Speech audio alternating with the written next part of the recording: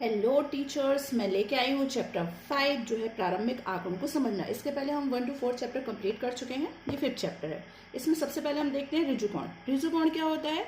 एक ऐसा कोण जो कि 180 अंश का होता है, वो ऋजुकोण कहलाता है।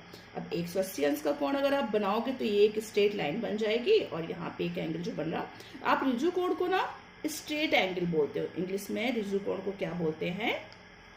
Straight angle. तो एक ऐसा एंगल जो कि 180 डिग्री का होता है, ये कितने का है? 180 डिग्री का। अगर आप चाहो तो आप क्या बोल सकते हो कि जब हम दो मिला देते हैं, क्या अगर आप दो राइट एंगल मिला लेते हो, राइट एंगल कितने के होते हैं? 90 के। अगर आप दो राइट एंगल ले लेते हो तो भी क्या बन जाएगा? आपका एक ऋजुकोण बन जाएगा। ओके, ऋजुकोण कितने का होता है? 180 डिग्री का। इसको स्ट्रेट एंगल भी बोलते हैं, आप याद रखिएगा।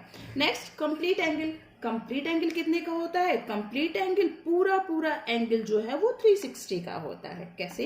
ये एक हमने सर्कल बनाया है, इसको 4 पार्ट में आप डिवाइड कर सकते हो। तो ये भी कितने का? 90 का। ये भी 90, ये भी 90, ये भी 90।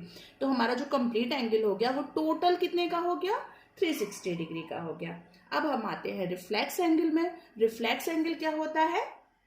एक ऐसा कोण जो कि ऋजुकोण से बड़ा होता है। ऋजुकोण से बड़ा होता है मतलब ग्रेटर देन 180 डिग्री। किससे बड़ा होना चाहिए? 180 डिग्री से बड़ा होना चाहिए। अगर कोई एक कोण 180 डिग्री से बड़ा है तो वो क्या होगा? रिफ्लेक्स एंगल होगा। जैसे 190 का बना लो आप, 210 का बना लो, 380 का बना लो, ये सब कौन से एंगल कहलाएंगे आपके? ये सारे रिफ्लेक्स एंगल कहलाएंगे। मैं आपको एक बात बता देती हूँ, अगर आपको ये लग रहा हो बहुत डीप नहीं है या फिर बहुत सारी चीजें छूट रही है, तो मैंने आपको पहले भी बोला है कि हम अभी से बुक्स लेके चले। आपको क्लास 6 की बुक में जो जो चीज दिया गया है वो मैंने सारे पॉइंट ले लिए हैं, कुछ भी नहीं छूटा है। जैसे हमारी क्लास बढ़ेगी तो हमारा लेवल भी बढ़ता जाएगा। अभी हम सिर्फ और सिर्फ बुक्स को लेके चल रहे हैं। उसके अलावा जो बचेगा बुक्स कंप्लीट होने के बाद हम पूरा कंप्लीट सिलेबस कर लेंगे। ओके, चलिए। इसके बाद एक चीज और दी गई है, जो हमारा ज्योमेट्री बॉक्स होता है। ज्योमेट्री बॉक्स में एक एल शेप की पटरी होती है। ज्योमेट्री बॉक्स में एक एल शेप की पटरी होती है। ये क्या कहलाती है? ये कहलाती है टेस्टर। आपको याद रखनी है, जो एल शेप की पटरी होती है वो क्या होती है? उसे हम टेस्टर कहते हैं। ठीक है। अब और क्या, अगर आप सेट स्क्वायर ले लो। सेट स्क्वायर तो आपको पता है ना, सेट स्क्वायर क्या होते हैं? इस टाइप के भी होते हैं, कुछ कुछ ऐसे ट्राइंगल से। ये जो होते हैं ये क्या कहलाते हैं? हमारे सेट स्क्वायर कहलाते हैं। देखा है आपने, कंपास में ऐसे होते हैं। ठीक है। तो अगर आप 30, 60, 90 डिग्री के कितने सेट स्क्वायर ले लेते हैं? 2 सेट स्क्वायर ले लेते हैं। अगर आप 30, 60, 90 के 2 सेट स्क्वायर ले लेते हैं, जैसे मैंने यहाँ पे एक और एक 2 सेट स्क्वायर ही लिए हैं। ठीक है। 30, 60, 90 डिग्री के अगर आप 2 सेट स्क्वायर ले लेते हैं तो आप किसका शेप बना सकते हैं?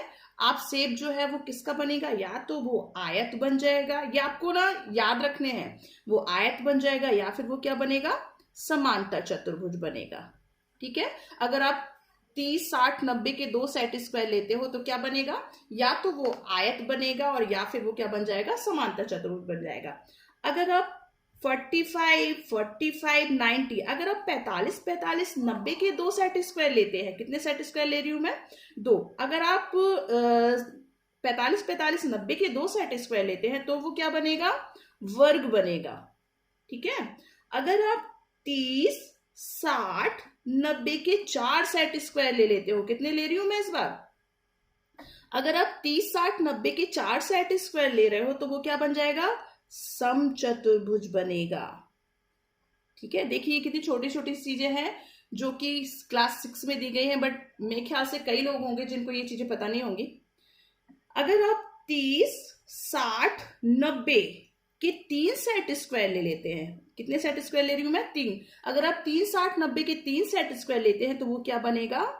समलंब चतुर्भुज बनेगा। ओके, तो ये हो गया आपका क्लास 6 का 5th चैप्टर। इसके अलावा उसमें कुछ भी नहीं है। मैं एक बार रिवाइज कर देती हूँ जल्दी जल्दी। सबसे पहले क्या है? ऋजुकोण। ऋजुकोण क्या होता है? ऐसा कोण जो 180 डिग्री का होता है, ऋजुकोण होता है। आप 2 into 90 डिग्री भी लिख सकते हो। कंप्लीट एंगल 360 का होता है। रिफ्लेक्स एंगल क्या होता है? जो 180 से बड़ा होता है। कंपास में एक एल शेप की पटरी होती है जिसे टेस्टर बोलते हैं। हाँ, 30, 60, 90 के 2 सेट स्क्वायर लोगे तो आयत या समांतर चतुर्भुज बन जाएगा। 45, 45, 90 के 2 सेट स्क्वायर लोगे तो वो वर्ग बन जाएगा। 30, 60, 90 के 4 सेट स्क्वायर लोगे तो समलंब चतुर्भुज बन जाएगा, समचतुर्भुज बन जाएगा। और 30, 60, 90 के अगर 3 सेट लेते हो तो समलंब चतुर्भुज बन जाएगा। ओके, चलिए अब हम चलते हैं चैप्टर 6 की तरफ। आपका चैप्टर 6 जो है वो है पूर्णांक। पूर्णांक मीन्स इंटीजर्स। इसमें देखिए, इसमें है क्या लिखा है कि जैसे आपको पता है नेचुरल नंबर कौन से होते हैं।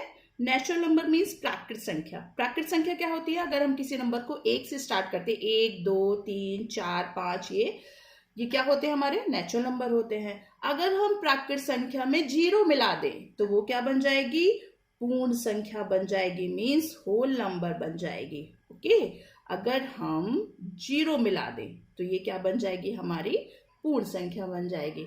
तो पूर्णांक क्या होते हैं, जब पूर्ण संख्या में ऋणात्मक संख्याओं को मिला दिया जाए।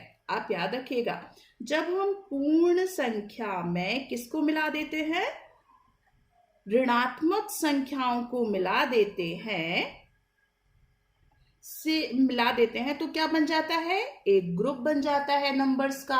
और इस तरीके से नंबर्स का जो ग्रुप बनेगा वो क्या कहलाएगा, हमारा वही पूर्णांक या फिर इंटीजर्स कहलाता है। ओके, क्या अगर हम पूर्ण संख्या और ऋणात्मक संख्याओं को मिला दें तो क्या बनेगा, पूर्णांक। कैसे, जैसे मैंने लिखा -4, -3, -2, -1, 0, ये होल नंबर है। 1, 2, 3, तो ये क्या है, हमारे पूर्णांक है। इस चैप्टर में और कुछ भी नहीं है, छोटी छोटी सी चीजें दी है। जैसे -5 में अगर आप प्लस कर देते हो 2 तो कितना मिलेगा, आपको पता होना चाहिए। -5 प्लस एक प्लस माइनस तो माइनस होगा, 5 में से 2 माइनस करेंगे 3 बचेगा। बट माइनस का नंबर बड़ा है तो आंसर भी क्या बचेगा, -3 बचेगा। चलिए हम चलते हैं चैप्टर नंबर 7 की तरफ।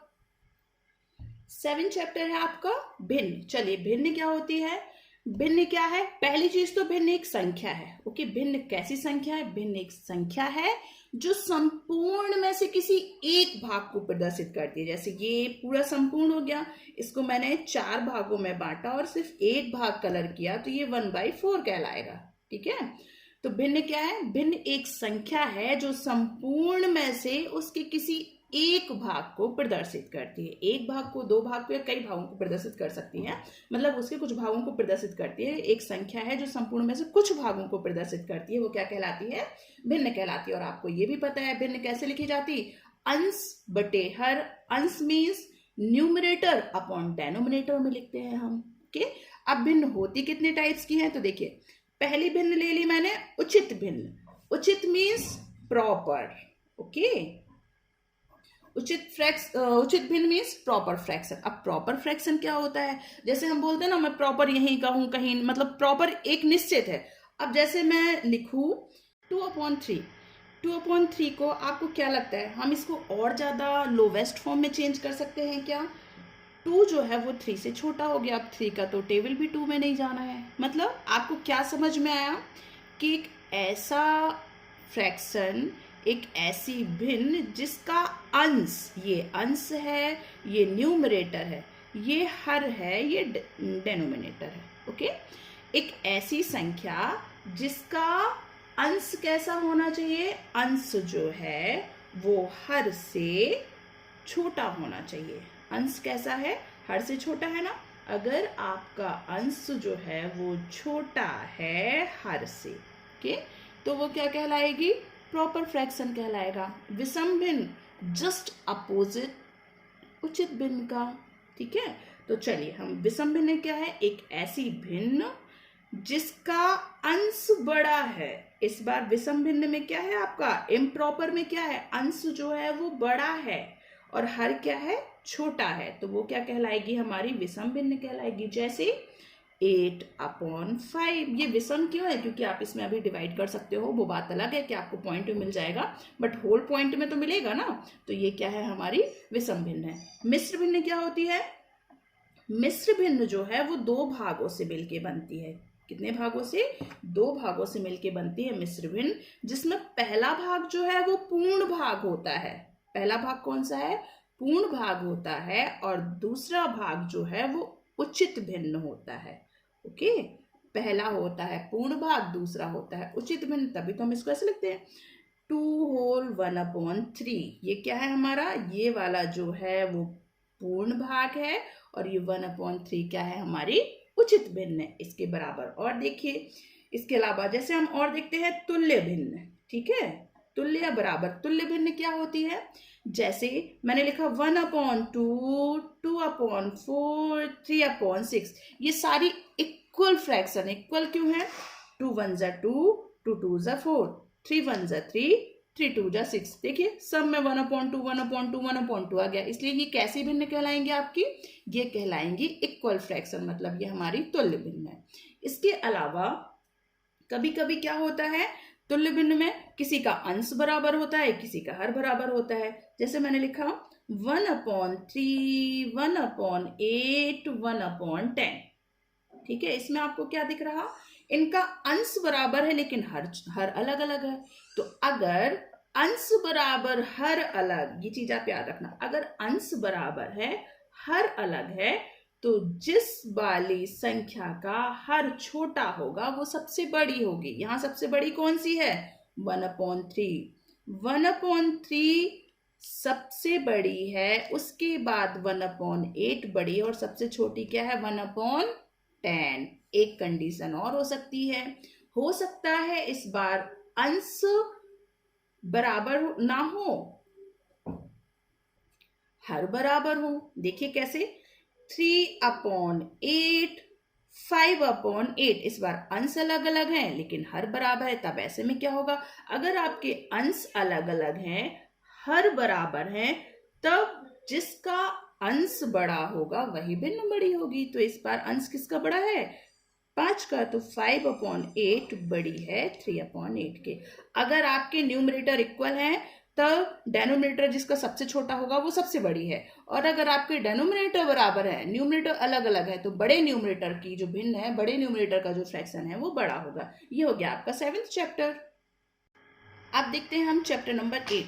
चैप्टर 8 क्या है आपका, दशमलव। और मुझे नहीं लगता इसमें आपको कुछ बताने की जरूरत है। दशमलव में क्या है, सिर्फ ये दिया गया है कि हम दशमलव की संख्याओं को कैसे जोड़ते हैं, कैसे घटाते हैं, तो आपको इतना तो पता ही। जैसे 2.135 लिखा है और इसमें ऐड करना है हमें 51.62, तो आपको तो पता है कैसे लिखते हैं, 2.135 प्लस 51, पॉइंट के नीचे पॉइंट आना चाहिए, एंड 62, ऐसे करके आप ऐड कर सकते हो। अगर नहीं आ रहा है समझ में तो अगर एक नंबर खाली तो आप उसके नीचे 0 लिख सकते हो, इक्वल नंबर बना के और फिर उसको ऐड। लेकिन आप डेसिमल दशमलव के बाद ही नंबर को इक्वल करने, आप आगे मत कर लीजिएगा ना, ऐसे लिख दीजिएगा 2.135 लिखा है तो आप ऐसे करके लिख दो 261.15। अगर आप ऐसे करके ऐड करोगे तो ये गलत हो जाएगा। ओके, पॉइंट के नीचे पॉइंट आना, वैसे ही माइनस करते हैं, डिवाइड कर लेते हैं। ओके, चैप्टर 9 में है आंकड़ों का प्रबंधन। सबसे पहले देखिए आंकड़े होते क्या हैं। आंकड़े क्या कहलाते हैं, आंकड़े जो है वो संख्याओं का संग्रह होते हैं जो किसी सूचना देने के लिए एकत्रित किए जाते हैं। ओके, अगर हमें कोई एक सूचना देनी है उसके लिए जो भी संख्याएं एकत्रित करी जाएंगी उनको आप क्या बोल सकते हो, आंकड़े बोल सकते हो। तो आंकड़े क्या होती है, संख्याओं का संग्रह होता है, एक ग्रुप होता है जो क्यों यूज करते हैं, जब हमें किसी चीज की सूचना देनी होती है तो उसके लिए जो भी आंकड़े एकत्रित किए जाते हैं, जो उनका ग्रुप बनाया जाता है, वो क्या है, हमारे आंकड़े होते हैं। होता क्या है, जो हमारे आंकड़े हैं उनको आप किससे प्रदर्शित कर सकते हो, उनको अच्छे से एक्सप्लेन करने के लिए हम किनका यूज करते हैं, टैली मार्क्स का। किनका, टैली मार्क्स का यूज करते हैं। इनको क्या बोलते हैं हिंदी में, मिलान चिन्ह बताते हैं हम। क्या है ये, मिलान चिन्ह है। तो अगर आंकड़ों को प्रबंधित करना है अकॉर्डिंग टू क्लास 6, आप ये बहुत अच्छे से याद रखिएगा, जो भी मैं पढ़ा रही हूँ वो क्लास 6 के लेवल का ही है, और बुक का लेवल भी मैंने 6 ही रखा है, क्योंकि 6, 7, 8, 9, 10 हम ऐसे आगे बढ़ते जाएंगे। लिखा है आंकड़ों के प्रबंधन के लिए हम किसका यूज करते हैं, टैली मार्क्स का यूज करते हैं। और ये कैसे बनाए जाते हैं, इनको क्या बोलते हैं, मिलान चिन्ह बोलते हैं। होते क्या है, जब कोई भी संख्या 5 हो जाती है तो छठवीं संख्या को लाने के लिए हम एक विशेष प्रकार के चिन्हों का प्रयोग करते हैं जिनको टैली मार्क्स होते हैं। बनाते कैसे हैं, जैसे सपोज मैंने लिखा 1, 2, 3, 4, अब हमें 5 बनानी है तो 5 के लिए हम क्या कर देंगे, इस तरीके से बना देंगे, ये टैली मार्क्स कहलाते हैं। ओके,